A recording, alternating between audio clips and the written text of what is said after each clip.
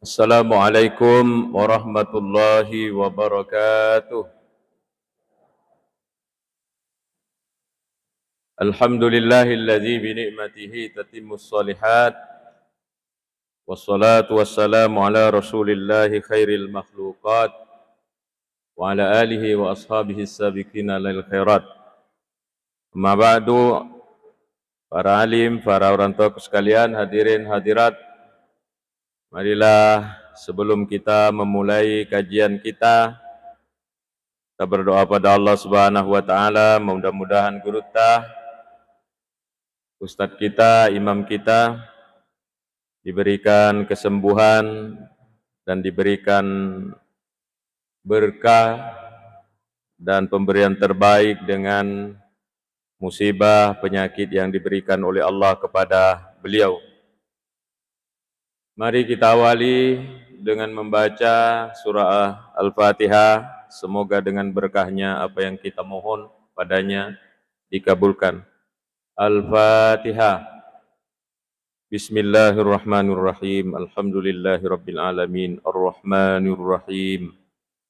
Maliki yaumiddin. Iyyaka na'budu wa iyyaka nasta'in.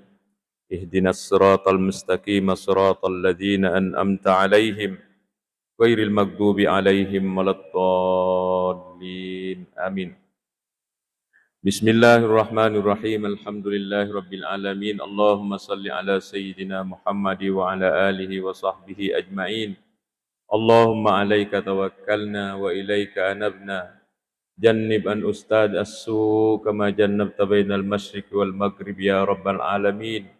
Allahumma 'alaika tawakkalna wa ilaika anabna. Jannib an ustad as-su kama jannabta bainal masyriq wal maghrib ya rabbal alamin. Allahumma 'alaika tawakkalna wa ilaika anabna. Jannib an-nasu kama jannabta bainal masyriq wal maghrib ya rabbal alamin. Allahumma rabban nas azhibil ba'sa isfir ustaz. Anta syafi la shifa illa shifa'uk shifaan la yugadiru sakaman wala alaman. Bismillahirrahmanirrahim. Bismillahi ala nafsil ustaz ihlam ta'i wa dini. Bismillahi ala ahlihi wa malih. Bismillahi ala kulli syai'in a'tahu rabbuh. Bismillahilladzi la yadurru ma'asmihi syai'un fil ardi wa la fis sama wa huwas samiul alim. Rabbana atina fid dunya hasanah wa fil akhirati hasanah wa qina adzabannar. Walhamdulillahi rabbil alamin. Terima kasih Bapak Ibu sekalian atas doa tulus ta. Semoga guru ta diberikan kesembuhan dan kembali ke tengah-tengah kita dengan kondisi sehat walafiat. Malam ini, karena malam hari ini masuk tanggal berapa ini? Tanggal 8 Muharram maksud saya. Yeah. Maka dengan channel Papasan Agama ini saya sudah ketemu dan sudah membacakan ini, tapi di masjid di tempat lain. Lupa tadi menghubungi channel Papasan Agama, bilang jamaki datang. Nah, karena yang saya akan baca adalah sekelumit sejarah tentang bagaimana perjuangan Rasulullah sallallahu alaihi wasallam sebelum hijrah dan kenapa harus hijrah. Ya, sebenarnya itu lebih duluan diketahui oleh jamaah, utamanya oleh kakak-kakak, apalagi kalau orang tua saya. Cuma kita mengulang ilmu kita, bagaimana Rasulullah sallallahu alaihi wasallam kondisinya beserta kaum muslimin sebelum hijrah ke Madinah 1446 tahun yang lalu. Bapak Ibu sekalian, terpaksa Rasulullah harus hijrah. Nasalaiwi bolana kasi nasalaiwi bolana to selenge okko Makkah, dan hanya bisa membawa apa yang bisa mereka bawa. Nantinya seperti rumah tidak bisa diangkat, yang berat-berat tidak bisa diangkat. Jadi itu terjadi karena kondisi keamanan kota Mekkah untuk Islam dan kaum muslimin tidak bisa lagi. Darurat nih untuk letek. Jadi ini juga menjadi pelajaran bahwa bagi kita bahwa pelaksanaan agama di satu kampung akan sulit tercipta dengan baik kalau kampung tidak aman. Maka menjaga keamanan kampung itu tugas mulia. Orang tua, para tokoh, nasihatnya didengar, Pak Polisi dari TNI menjaga keamanan. Jangan mengatakan bahwa nanti berpahala ketika di masjid. Mereka kesan itu menyebar, menjaga keamanan masyarakat, Kamtibnas, keamanan ketertiban masyarakat, itu bagian dari penyokong pelaksanaan agama dengan baik. Bagaimana bisa salat dengan khusyuk seperti di Palestina? Nama tengangi mas sempajang tapang kebom. Tidak bisa aman, tidak bisa maksimal pelaksanaan agama kalau kampung tidak aman. Inilah yang terjadi kepada Rasulullah dan pengikutnya di awal-awal. Jadi pelajaran pertama kita sudah bisa kita ambil bahwa menjaga keamanan kampung, keamanan lingkungan itu wajib hukumnya. Ya, dengan peran kita masing-masing. Waktu itu Rasulullah hijrah itu di tahun ke-13. Tahun ke-13 sesudah menerima wahyu. Ya, ulama mengatakan bahwa ia make betuang bahwa ia Nabi tatanengi akidah keyakinan 10 tahun. 13 tahun itu akidah mau ditanam di kota Mekkah dan mengalami kendala yang besar. Nanti di Madinah hanya 10 tahun kurang lebih, karena Rasulullah wafat di tahun ke-11 setelah hijrah. Ya, jadi setelah Rasulullah nanti sampai di Madinah 11 tahun setelah hijrah baru Rasulullah wafat.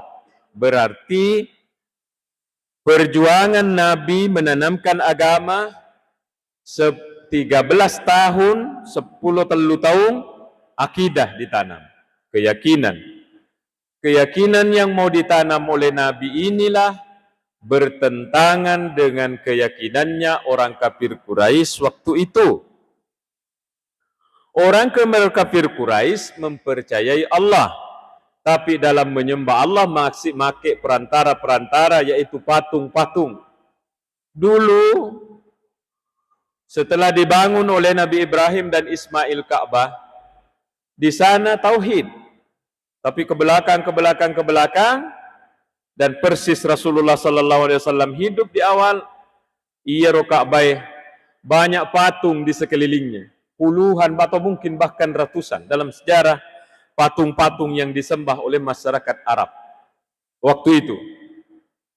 Datanglah Rasulullah membawa Qul huwallahu ahad, podangi Muhammad bahwa Allah itu satu.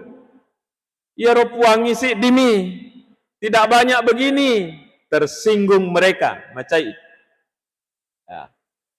Karena mereka marah. Ini kalau Nabi Muhammad ini dibiarkan, habislah keyakinan kita ini. Jadi sangat kuat keyakinan mereka waktu itu. Apa yang mereka lakukan? Mereka berupaya untuk menghentikan dakwah Nabi Muhammad sallallahu alaihi wasallam. Bagaimanapun caranya, berbagai macam cara dilakukan oleh mereka. Sehingga ia rotawe biasa kota ame seleng, dia naik pakalebih pada ko kamput taye, tambah makanja selengeta, we tambah na poji ki ukotawe. Ia ro biasa wetun na nabi tatuo, kalau ada orang masuk Islam, bersiap untuk diejek, bersiap untuk dicemooh, bersiap untuk dikucilkan dari masyarakat. bahkan bersiap untuk disiksa secara fisik oleh mereka. Yang di depan saya ini, buku saya bawa adalah buku sejarah yang ditulis oleh Mahdi, Syekh Dr. Mahdi Rizqullah Ahmad, seorang ahli sejarah dari Saudi Arabia. Bukunya As-Sirah An-Nabawiyah fi Daw'il Al-Masadir Al-Asliyah. Dia bilang, di antara penyiksaan orang Quraisy kepada Nabi dan pengikutnya waktu itu adalah pernah diboikot, diupayakan supaya orang Islam mati kelaparan. Bagaimana caranya diboikot? Mereka bersepakat, ya kongka to selematu mengelih, ajak tali duina. Datanglah orang Islam ke pasar, bawa uang ada mereka. Akan tetapi orang di pasar ini penjual bahan makanan sembako tidak mau ambil uangnya, pesan niriak mate, begitu. Dan itu kurang lebih 3 tahun. 3 tahun masanya, di mana kaum muslimin yang minoritas yang sedikit ini lay-calay dengan tidak diberikan makanan. Akhirnya mereka kelaparan musim paceklik. Ada yang terkenal makan dedaunan. Daun pohon dimakan. Jangan bayangkan seperti sekarang. Mobil keluar masuk barang-barang makanan ke Saudi. Nah, kalau kita naik haji umrah, buah apa yang tidak ada? Angka mana? Bahkan buah yang lengkap justru pada saat kita naik haji umrah. Coba lihat. Karena transportasi lancar. Masa itu apa transportasinya? Onta mi, kuda mi. Nah, tidak bisa orang Islam mendapatkan sembako, makanan. Akhirnya apa yang terjadi? Terjadilah musim paceklik 3 tahun. Bate naro calle to selengi yero kafir Quraisy itu waktu. Di antara yang disebutkan dalam buku ini adalah 2 riwayat dari Sa'ad bin Abi Waqqas. Sa'ad bin Abi Waqqas ini sahabat senior, awal-awal masuk Islam. Maka dari Sa'ad bin Abi Waqqas, angkasi di waktu naseng, ini malam dia. Teme kak naseng, kemudian engkau kalinga saada temeku, tabe tetap aku sewa-sewai, ya kan tidak ada cahaya begini terang. Tidak ada listrik, gelap. Sekadaga nasa temekon menurut tetap ada bunyinya lain. Walai naseng ya rogage. Terpaksa itu yang kumakan. Letuk kak nasa mak bicara ye, de pawiseng agar biasa wandre. Bayangkan begitu sulitnya makanan itu waktu. Dia bilang satu hari naseng malah lekak. Tiba-tiba cukup kak naseng, engkau oli kulit binatang. Kulit binatang yang sudah berdebu, Bapak Ibu, kulit binatang sudah lama ini. Ia naseng wito pacingi, dan itu saya cuci, dan itu saya masak, itu yang saya makan. 2 riwayat dari Sa'ad bin Abi Waqqas ini sudah menggambarkan betapa jinnah, susahnya orang Islam waktu itu, dan itu dialami 3 tahun, Bapak Ibu. Bagaimana kita tidak bersyukur pada Allah dengan kondisi kita sekarang ini, di mana kita beragama menjadi nyaman. Alhamdulillah. Setelah itu, sebelum hijrah, Rasulullah sudah coba hijrah ke Taif, bukan diterima malah dilempar sampai berdarah. Pokoknya dia gagah nyameng. Orang-orang yang masuk Islam ada keluarga, kalau tidak salah keluarga Yasir dibakar oleh mereka. Kemudian Bilal bin Rabah disiksa juga oleh tuannya Umayyah bin Khalaf karena kedapatan masuk Islam, dan dia sangat benci Islam, Umayyah bin Khalaf. Akhirnya Bilal diseret di tengah padang pasir ke sana kemari, kemudian ditindis perutnya dengan batu sampai tidak bisa bicara. Hanya dia mengatakan ahad, ahad, Allah Maha Esa, Allah ya Rubawang ahad. Onrol jinak berkadangnya. Sehingga waktu itu diizinkanlah orang Islam untuk pindah ke Madinah. Bertahap ada dua perjanjian, datang utusan dari Madinah bahwa siap mereka menerima Islam dan siap menerima Rasulullah dan pengikutnya di sana. Rahasia ini bocor kepada orang-orang kafir Quraisy Mekah sehingga mereka mengatakan, ini Muhammad kalau tidak dihentikan ini berdakwah, nanti di Madinah ini akan menjadi besar. Maka pada waktu itu tahun 622 Masehi, di satu malam mereka rapat di suatu tempat namanya Darun Nadwah. Saya lihat di sini di dalam buku. Darun Nadwah. Rapai kafir Quraisy Mekah. Ada melok lay bahas apa yang kita harus lakukan untuk menghentikan ini Muhammad. Dalam riwayat disebutkan ada iblis menyamar menjadi manusia dan ikut dalam rapat. Ada 3 usulan untuk menghentikan Nabi Muhammad. Usulan pertama, mari Muhammad kita asingkan, kita penjara. Mete ya roh iblis yang menyamar jadi manusia. Kalau nanti di penjara, mereka orang dari Madinah akan datang menyerbu kita. Lebih baik ini usulan tidak diterima. Ada usulan lain? Ada.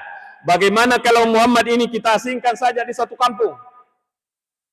Mete si roh iblis yang menjadi manusia. Dia bilang kalau ini dilakukan, orang-orang kampung akan terkesima dan tertarik kepada Muhammad dan mereka akan masuk Islam. Tidak usah ini dilaksanakan. Usulan yang ketiga ini yang diterima. Begini, besok malam kita bunuh saja, apa boleh buat. Itu keputusan yang diterima oleh anggota rapat, ketuk palu. Besok malam Muhammad mati. Cak.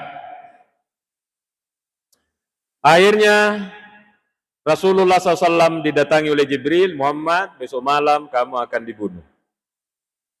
Akhirnya setelah itu Rasulullah SAW mendatangi rumahnya Sayyidina Abu Bakar untuk mengajak beliau menemani dalam hijrah.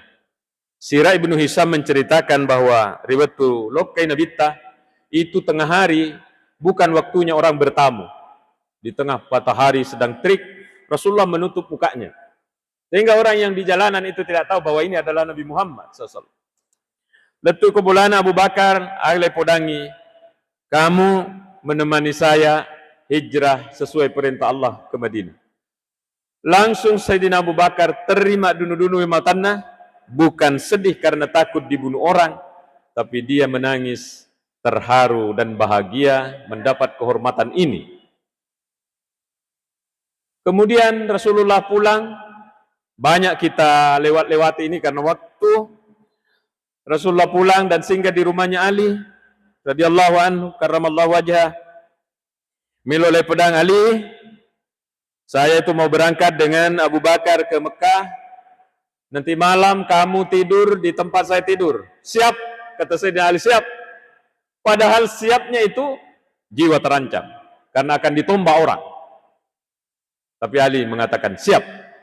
Ali, kamu tidak bersama kami ke Mekah ke Madinah karena barang-barang di rumah Nabi banyak. Ini juga pelajaran bagi kita. Ternyata Yorobulana Nabita banyak barang-barang berharga di rumah Nabi SAW, titipan masyarakat. Ini unik, ini sungguh unik. Masyarakat itu menolak ajaran Nabi, tapi barang-barang berharganya yang aman itu disimpan di rumah Nabi Sallallahu Alaihi Wasallam. Sehingga waktu Rasulullah mau hijrah, barang-barang ini belum dikembalikan kepada yang punya. Padahal yang punya ini adalah yang berniat membunuh mereka. Di situ keluar biasaan akhlaknya Nabi SAW. Sampai dipercaya orang, sampai dipercaya oleh musuh sekalipun. Ali, kamu yang kembalikan nanti ya, saya berangkat duluan. Iya. Akhirnya tibalah di malam di mana Rasulullah akan dibunuh. Rasulullah melihat keluar, ternyata di luar itu sudah ada utusan-utusan kabilah Al-Gojo tukang bunuh yang siap membunuh Nabi. Herannya, ini herannya. Magi dena langsung materuk matama kubulana Nabita. Mereka hanya menunggu pintu. Kapan Rasulullah keluar baru mau dibunuh? Mereka tidak berani masuk. Padahal ini rumah Nabi SAW tidak kuat seperti tembok-tembok ini. Rumah Rasulullah itu hanya pelengkap kurma, kata Pak Sihab, yang ditempel oleh lumpur. Itu pun keliling itu tidak penuh dindingnya karena ada yang ditutup kain, tidak nyambung, tidak semuanya. Akhirnya Rasulullah melihat keluar. Ternyata rombongan pembunuh ini dipimpin langsung oleh Abu Jahal. Abu Jahal sambil memotivasi, masa katanya itu Nabi, yang itu Muhammad. Bilang bahwa nanti kita kalau sudah mati, napatua ke ipaima pung Allah Ta'ala, orang yang masuk Islam masuk surga, orang yang tidak masuk Islam masuk neraka. Masa nasa napunangi makwar? Rasulullah mendengar itu, dan Rasulullah mengatakan, iya, termasuk kamu akan dimasukkan neraka oleh Allah. Begitu bahaya mengancam Abu Jahal. Masukin Nabi Tah. Rasulullah keluar dan Rasulullah ambil debu, disirami kepalanya semua ini orang.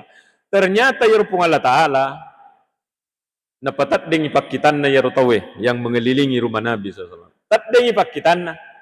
Dan Rasulullah membaca Yasin sampai wajalna min baini aidihim sadda wa min khalfihim saddam fa akshaynahum fahum la yubsirun. Ini biasa dibaca orang kalau kepepet, ada sesuatu sesuai dengan keyakinan tak bacangan yaro, mudah-mudahan kita juga tidak terlihat di depan penjahat. Tapi ini tergantung keyakinan. Dan ekona poelo ipung Allah Ta'ala. Bapak Ibu sekalian, rebahlah mereka semua. Dan Rasulullah jalan terus, siruntu Abu Bakar di persimpangan jalan, kemudian naik ke Gua Sur. Lokke Nabi SAW maka buku Gua Sur. Gua Sur itu ada di selatan, Madinah itu ada di utara, tapi Rasulullah memilih selatan. Apa ini?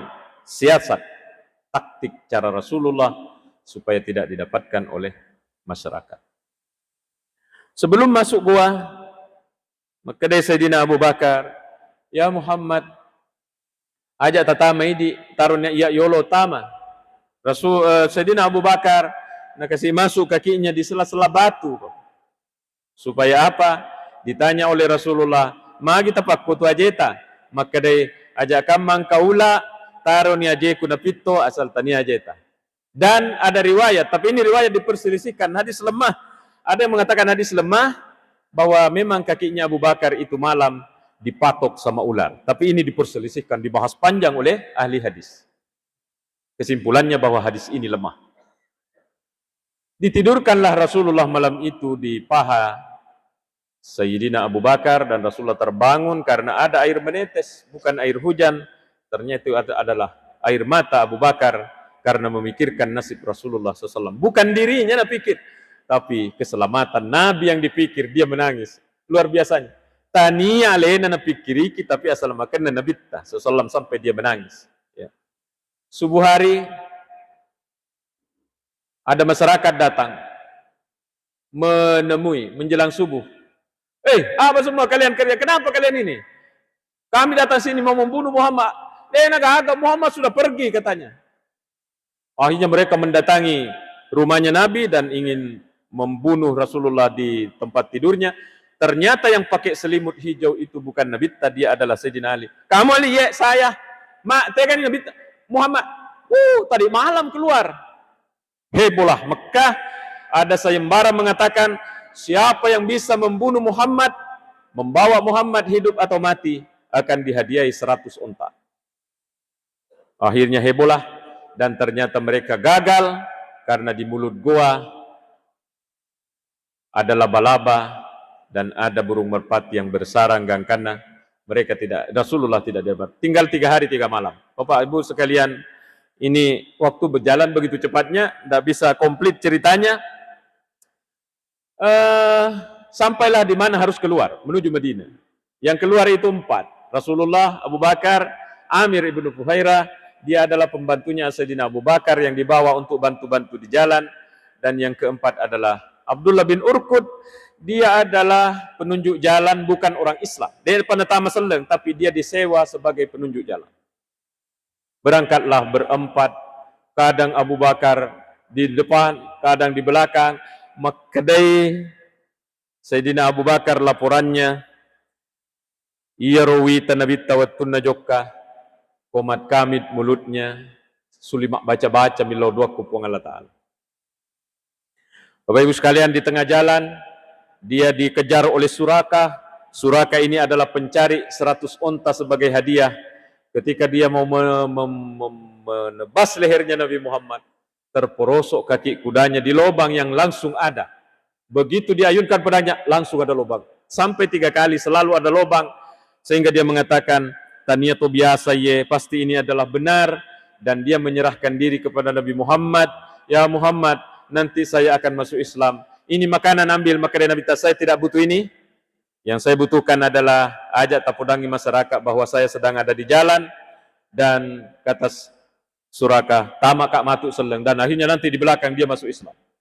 Rupanya di Madinah itu sudah berhari-hari orang menunggu. Berhari-hari menunggu. Dia lihat dari jauh, di Pagaga, rewet si Kubulana. Besok nunggu lagi. Di Pagaga. Itu tempat nunggunya namanya Harrah. Sampailah pada waktunya, ternyata muncul 4 orang ini. Rasulullah SAW. Akhirnya mereka menabur rebana, onroriona masyarakat Madinah yang sudah Islam duluan itu. Tala'al badru alaina. Yang biasa ibu-ibu majelis taklim nyanyikan. Tala'al badru alaina, telah muncul bulan purnama kepada kita. Min saniyatil wada, dari bukit saniyatil wada. Wajibas syukru alaina, kami harus bersyukur dengan ini. Mada'alillahi da, karena adanya orang yang berdakwah kepada jalan Allah untuk kita. Akhirnya Rasulullah SAW diajak untuk bermalam di rumahnya orang. Kata Rasulullah, saya bermalam di mana tempat untaku ini singgah. Dan Rasulullah singgah untanya di tempat Masjid Quba, sehingga di sanalah dibangun masjid. Setelah itu meneruskan perjalanan setelah 14 hari menuju Madinah, dan Rasulullah singgah di tempat Masjid Nabawi yang sekarang. Dan di situ berdekatan rumahnya Abu Ayyub Al-Ansari. Abu Ayyub Al-Ansari lah yang mengambil Rasulullah napak benih kebolana selama lebih kurang 1 bulan. Apa yang bisa diambil dari kisah ini? Pelajaran besar yang bisa kita ambil dari sini. Ya Nabi SAW jangan mengatakan kenapa lebih sakti umatnya daripada nabinya. Dia kan ulero Nabi tamilau doang kupung Allah Ta'ala, maka dia puang. Bunuhlah semua ini mereka yang akan menyiksa. Kenapa harus sembunyi, harus keluar tengah malam, pandasa-rasa? Kenapa tidak keluar siang, hilangkan semua penglihatannya ini? Dijawablah oleh penulis buku ini. Itu Nabi Muhammad diutus ke dunia bukan untuk mengajarkan kesaktian, bukan mau mengajarkan simsalabin langsung jadi apa-apa, begitu berdoa langsung jadi. Rasulullah ingin mengajarkan kepada umatnya bahwa apa yang kita inginkan itu harus diperjuangkan dengan usaha, ikhtiar, dan doa. Itu yang mau diajarkan kepada Rasulullah. Maka dari Sayyidina Abu Bakar, witadena patu nabi tamilau doa aku lelenge. Itu doa satu. Tapi Rasulullah dia itu napa aja mak kecubung di Gua Sur. Untuk apa bersusah-susah? Seandainya Rasulullah tidak ingin mengajarkan agama, artinya, wahai umatku, kalau kamu ingin menginginkan sesuatu, jangan cuma berdoa, tapi padukan antara doa dan usaha. Di dunia ini banyak keinginan kita, mau sukses, termasuk mau sukses dalam kubur, mau bahagia di surga di akhirat nanti. Tidak bisa dicapai hanya dengan ikhtiar, harus dengan doa. Tidak bisa hanya dengan doa, harus dengan ikhtiar. Kata Mahdi Rizqul Ahmad, itulah yang mau diajarkan dari kisah ini. Sebenarnya Rasulullah kalau mau lewat mulus ke Madinah, tidak perlu sembunyi-sembunyi kalau Rasulullah, tapi Rasulullah tidak ingin mengajarkan itu. Ya. Bapak Ibu, itu yang pertama. Yang kedua, setelah Rasulullah SAW letup ke Madinah, dilihat masyarakat Yahudi yang ada di Madinah berpuasa hari tanggal 10. Tanggal 10 untuk bulan ini kena di hari Ahad, lusa. Asyura tanggal 10 itu kena hari Ahad. Kata Rasulullah, kenapa orang puasa ini? Katanya, ya Rasul, menurut mereka di tanggal 10 Muharram inilah Nabi Musa diselamatkan dari kejaran Fir'aun. Aga nasa Nabi tah, nahnu ahaqqu bi Musa minhum. Kita ini lebih berhak untuk menghormati Nabi Musa daripada mereka. Ayo kita puasa Asyura tanggal 10 Muharram. Pahalanya kata Rasulullah menghapus dosa 1 tahun yang lalu. Kalau puasa Arafah 2 tahun yang lalu dan yang akan datang. Kalau puasa Asyura 1 tahun yang lalu. Maka diajak anak cucu untuk puasa tanggal 10 yang kena 10 Muharram nanti kalau tidak salah hari Ahad. Itu semoga diajak anak cucu untuk belajar. Bagaimana kalau tidak puasa? Ya tidak apa-apa, tidak berdosa. Cuma lewat kesempatan untuk mendapatkan pahala yang diharapkan oleh Nabi, dihapus dosa 1 tahun. Yang kedua, ada hadis dan kebiasaan di kita. Kalau tanggal 10 Muharram, toko perabot Alaska itu penuh. Orang beli perabot, mega beli pasero oko pasak. Itu ternyata ada dalilnya, Bapak Ibu. Hadisnya ini diperselisihkan. Imam As-Suyuti mengatakan bahwa ini memang hadis lemah, tapi dikuatkan oleh hadis yang lain yang banyak. Kata Rasulullah SAW, man wassa'ala iyalihi yawma Asyura wassa'allahu alaihi sa'ira sanatih. Siapa yang melapangkan, memenuhi kebutuhan keluarganya di tanggal 10, maka Allah memberikan berkah, meluaskan rezekinya 1 tahun itu. Ini hadisnya. Tapi ini dibahas. Sayyid Sabiq mengatakan hadis ini lemah. Tapi karena banyaknya hadis yang dari riwayat lain, maka ini menjadi kuat. Sehingga ada yang sampai menilainya ini hadis hasan. Tidak sampai ke sahih, dibawanya hadis hasan. Betuannya bisa dijadikan sebagai sandaran hukum. Magito sinapasero. Ya. Kalau mau dipahami baik, aja napasero tali. Enggak ini senusuang supaya lesero mana tali. Bicu ya tuh. Bakoro na terpakai supaya meraja-raja. Tapi pemahaman hadis itu adalah siapa yang melapangkan rezekinya anggota keluarga. Betul nah, apa kebutuhannya ini anak tak? Sebagai anak sekolah, sopek ni kasih sepatuna. Iya no taliangi di tanggal 10. Ini cerita, kasihan. Tidak ada pikalungnya, tidak ada pigelangnya, kasihan. Itu dibelikan. Cocok toh ibu? Cocok. Iya, biasanya ibu langsung bilang, iya cocok. Artinya apa kekurangan di keluarga? Maka orang di tanggal 10 kalau mau ikut hadis ini, tapi ini kan bukan kewajiban. Hanya ada riwayat. Lihatlah apa yang dibutuhkan oleh keluarga. Iya, nutla tali. Jangan pasero. Mereka di pasero kok boleh? Iya, si pasero akhirnya mubazir tidak dipakai. Kecuali kalau ia pasero tak dibagi-bagi ke tetangga yang mungkin dia gak paseron. Tapi yang kemana pasero aja tahu Ini mau dipahami lurus. Apa yang menjadi kebutuhan keluarga di tanggal 10.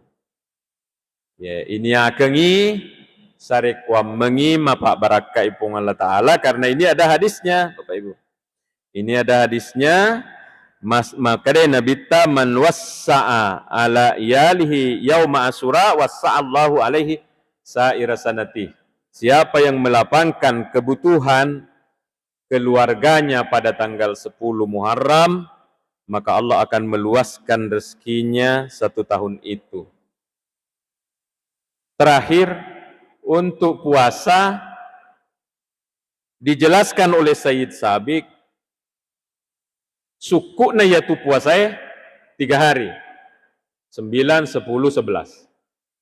Menurut kitab fikih sunnah. 10, 11, 9, 10, 11.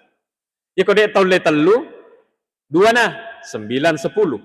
Manang kasirana, tasu'a asana. Karena Nabi sebelum meninggal mengatakan, tahun depan mari kita berbeda dengan Yahudi yang puasa tanggal 10. Mari kita berbeda, jangan sama. Kita puasa tahun depan tanggal 9-nya. Ternyata tahun depan dek nadapi Nabi Rasulullah wafat, maka Rasulullah mensyariatkan tanggal 9, tapi Rasulullah tidak lakukan karena Rasulullah wafat sebelum melaksanakannya. Maka boleh tanggal 9, 10. Kalau 9 mau puasa berarti besok, insya Allah 9-nya, 10-nya hari Ahad, 11-nya hari Senin. Kalau tidak mampu, ya 9, 10. Tidak mampu, ya tanggal 10. Tidak mampu, aja tonah. Ya. Akan tetapinya ini kan Rasulullah mengatakan diampuni dosa 1 tahun sebelumnya. Oh, luar biasa.